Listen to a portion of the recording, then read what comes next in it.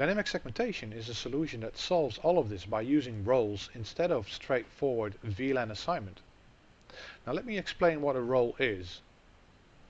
A role is an object that is assigned to a device based on its identity. This identity can be a lot of things. It can be a MAC address, a username password combination, or a certificate. However, an access device can send much more information than you think.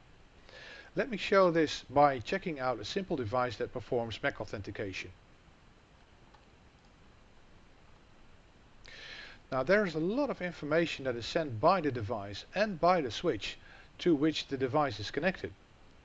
This information can be fingerprinted by the authentication service, and based on that information a role can be assigned to that device.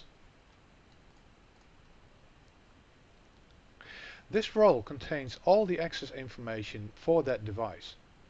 It can be a VLAN and an ACL, just like what you have with the legacy access security systems, but it can be much more than that. A role can also contain a policy. In this policy you can define various QoS parameters like setting a DSCP or an 802.1p value, perform rate shaping by assigning a maximum speed, and much more. A role can also contain a PoE profile.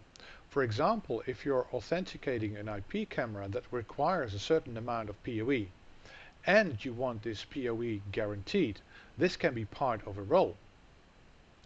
By using roles you can really simplify the way that clients obtain access to the network. Instead of a diverse number of attributes that you send in a traditional environment to just the role or role name when using user roles. Now where are these roles configured and deployed? You have two options. The first option is on the switch itself. It's really very straightforward. You create the user role on the switch, and in that user role context you configure all the parameters that you want for this role. So if, for example, you want this role to be used for a captive portal, you configure the captive portal redirection URL.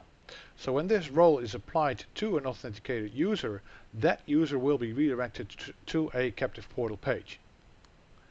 Another cool thing is that you can configure what we call an initial role. This initial role comes in very handy if the device authentication fails. So what happens in that situation is that an initial role is applied.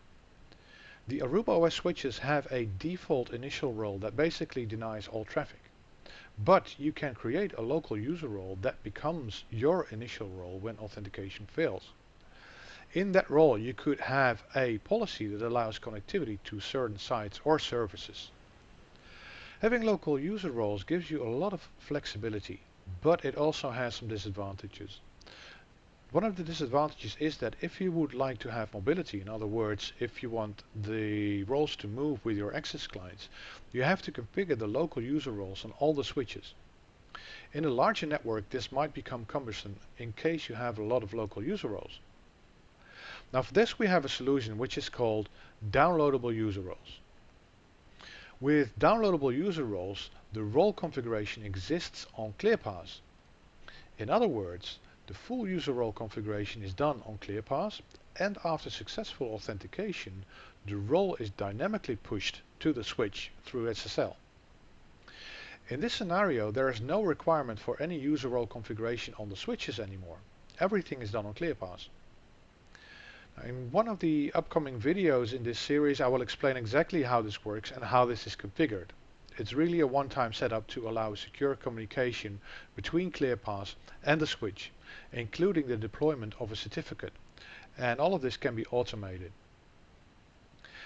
Once that is set up, your switch configuration doesn't have to be touched anymore, and this really simplifies the switch configurations, and you have a centralized role assignment using ClearPass.